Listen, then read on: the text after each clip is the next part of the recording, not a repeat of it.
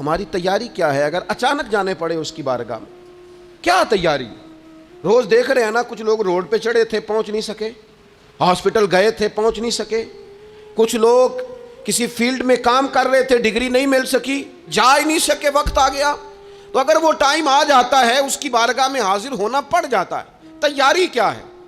نبی پاک علیہ الصلوۃ والسلام گھر کے اندر اپنے گھر والوں کی تربیت کے لیے اور تعلیم امت کے لیے ایک دعا مانگتے تھے۔ حضرت عائشہ صدیقہ کہتی ہیں حضور دعا مانگتے تھے، مشکات میں موجود ہے۔ کیا دعا تھی؟ اللہم حاسبنی حسابا یسیرا، اے اللہ ذرا حساب آسان کر کے لینا۔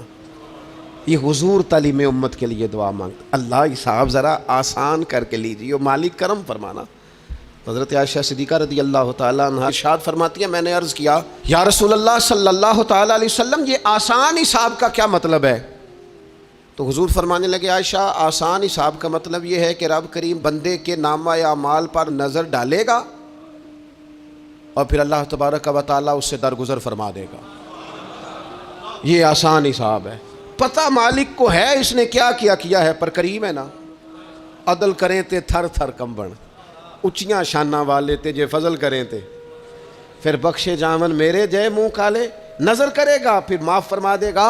اور حضور فرماتے عائشہ یاد رکھو جس سے اس نے حساب لیا وہ پھر بڑی مشکل میں آ جائے گا، اس کے لیے مشکل ہو۔ اللہم حاسبنی حسابا یسیرا، اے اللہ تو حساب ذرا آسان کر کے لینا، ذرا آسان کر کے۔ یہ تعلیم امت کے لیے کہ امت کے دل میں خیال پیدا ہو کہ حساب دینا ہے، تو نے حساب دینا ہے، تو نے اپنے مال کا حساب دینا ہے، تو نے اپنے لفظوں کا حساب دینا ہے، تو نے معاملات کا حساب دینا ہے، تو جس کرسی پہ بیٹھا ہے، تو کلرک ہے یا صدر ہے، تو نے اپنی اس نشست کا حساب دینا، تو استاد ہے یا پیر طریقت ہے، تو مؤذن ہے یا خطیب ہے، تو جو بھی ہے تو نے حساب دینا ہے۔ تجھے تیرے منصب کے بارے میں پوچھا جائے گا، تجھے تیرے عہدے کے بارے میں پوچھا جائے گا، تجھے اپنی ذمہ داریوں کے بارے میں حساب دینا، اللہ کی بارگاہ میں تمہیں جا کے بتانا ہے کہ تم نے کیا اعمال کی۔